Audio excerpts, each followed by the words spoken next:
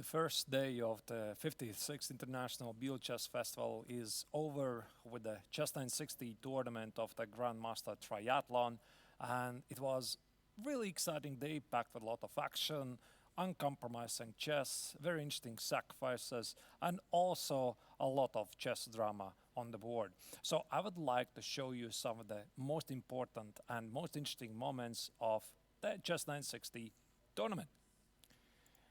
Everything actually started basically since the very first round when players start to improvise right with the first moves, and very often the engines would announce that even the very first move, like for black e4, e5, is a mistake.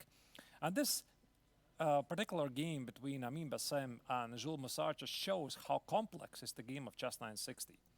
Here after b4, white just played a normal move to bring the queen in the game, thinking about how to fight for the space advantage. And after the very cunning move by the French grandmaster f6, here Amin Bassem didn't sense a danger and he played c4, fighting for these squares, only to get surprised by this move b5. Now what actually b5 does here, black is attacking the pawn on c4, by the pawn, by the bishop, but also, incidentally, this queen on a8 is attacking the pawn on g2. So this was a major surprise for the Egyptian grandmaster. He decided to take the pawn on b5. After queen g2, the rook on h1 is under attack. And after knight g3, queen b7, followed by a4 protecting the pawn, the Frenchman very quickly took over the game. So after c6, bishop e4 was not a very good move, d5, e5, and knight c6. Now you see that black is simply dominating the game, having a very strong center, while black also has an extra bonus of white's very bad bishop on g1. So for Amin Bassem, this was a rather disastrous opening, but it just shows how very quickly things can escalate in a Chess960 game. Another game which saw a very interesting uncompromising chess was Vincent Keimer, who has returned to the Biel's Grandmaster tournament for another year. This makes his fifth participation in the tournament, being the youngest player of the field, only 18 years old.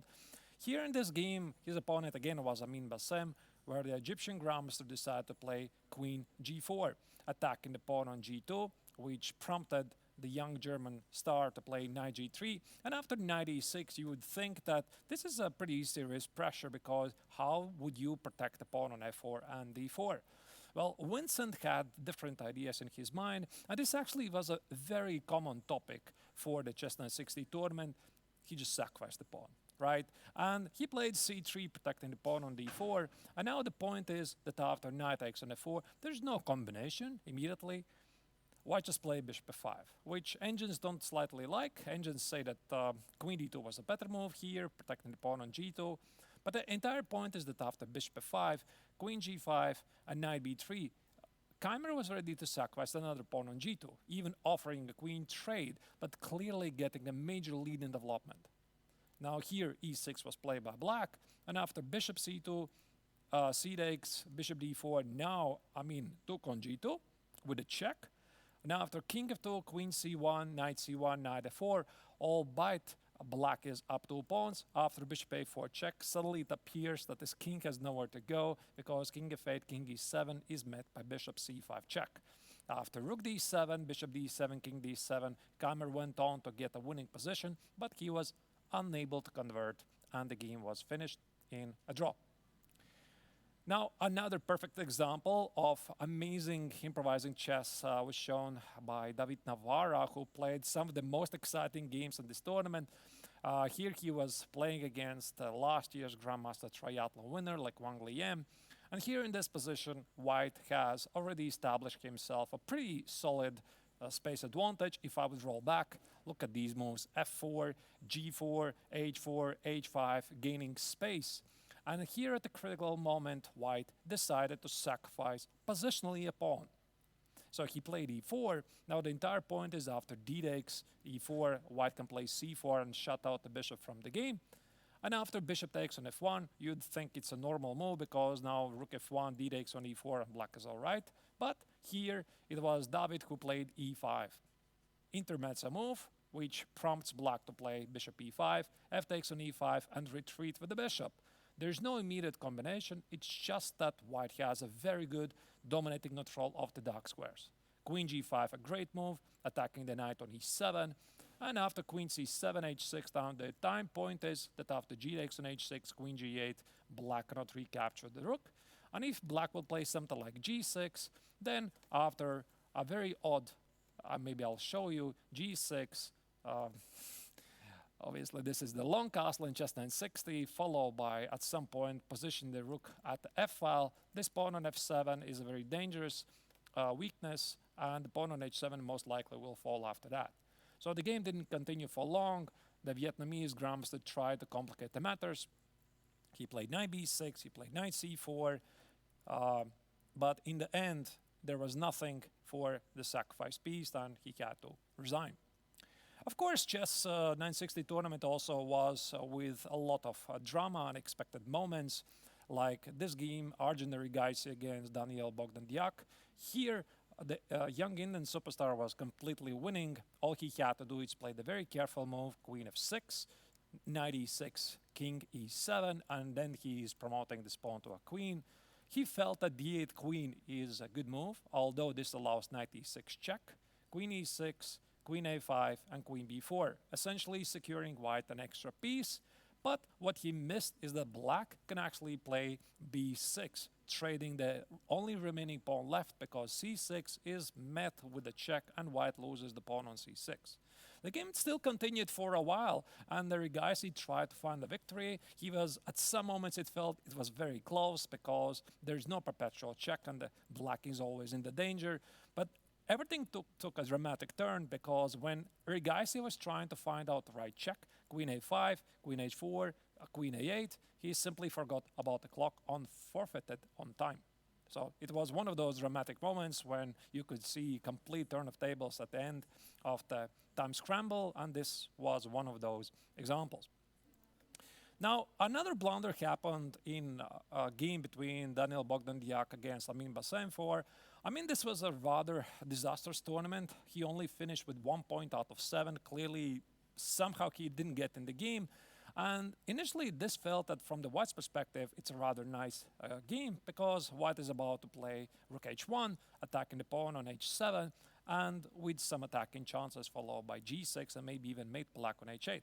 So Diak played the innocent-looking queen a4, which would seem it's coming with queen a2 threat, right? So this prompted for Bassem to respond with king b1, protecting the pawn on a2, only in horror to realize that after rook takes on f4, he can't recapture, because queen takes on f4 is queen c2, the queen on c2 is protected by the rook, and queen d1 is winning the game. The game didn't continue for long. Amin tried to complicate the game for a couple of moves, but eventually he had to resign, giving Diak a very important victory. But probably the most curious moment happened in the game of eventually the winner of the Chess960 tournament, Yu Yanyi, against Lequang Liem, where the last year's triathlon winner had a very interesting position with the white color, being up an extra pawn, and in this moment he forgot about the basic threat from black's perspective. He played queen e3, protecting the pawn on c5, clearly anticipating queen c5, rook c5, and rook takes on e6, only to miss queen g2, mate in 1. So this was probably the biggest blunder of the day so far, and also it marked a rather unsuccessful tournament for the Vietnamese top grandmaster. But it was not everything about the blunders and drama and mistakes of the Chess960 tournament, because in the 6th round we saw probably the most beautiful game played of the Chess960 tournament, perhaps of the entire festival so far. It was David Navarra who played against Amin Bassem.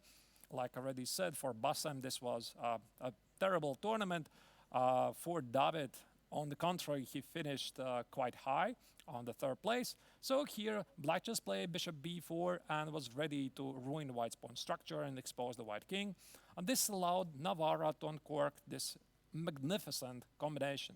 So he played d5.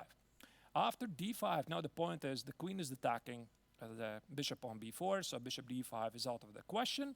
So Egyptian grandmaster took on c3, D takes on c6 is intermezzo move. Now you see the queen on d7 is under attack, and so is the bishop. But now the entire point is revealed after queen d2. So white cannot take the bishop here because the rook on e1 is under attack. And suddenly after knight e4, it actually is a double exclamation mark move. Black resigned. So where's the idea? I mean, can't black really take the rook on e1? He can. But the entire point now is that after take it, and bishop e1, white checkmates with just a knight. I mean, look at this position. It's really incredible, but black cannot stop knight e7 checkmate in one. So you can't play knight takes on c6, you can't play a6 or a5 because of knight e7 check. The bishop on g1 is protecting the a7 square. And after b takes on c6, bishop a6 comes into play, taking away the b7 square, and knight e7 is unbelievable mate on the board. So this was clearly the most beautiful game of the Chess960 tournament, and I think it deserves a special prize. So here are the overall rankings. In the end, Yu Yanyi managed to confidently win the tournament. He finished in a clear first place, 5.5 points out of 7. He used the gift of Wang Liem earlier in the tournament, gifting this mate in 1. Second place and third place was shared by Daniel Bogdan-Diak and David Navarra. Second goes to Daniel because he beat David in their respective game. For David Navarra, third place, followed by Vincent Keimer, last year's Chess960 tournament finish winner. And then Wang Liem, Jules Massard, Arjun Erigaisi, and finally Amin Bassem, the last place with 1 point. So the action will resume today with the Grandmaster tournament, first tournament, which actually counts for the triathlon, which is the rapid tournament. The action starts at 1 p.m. Central European Summer Time, and come back and watch it. Enjoy it.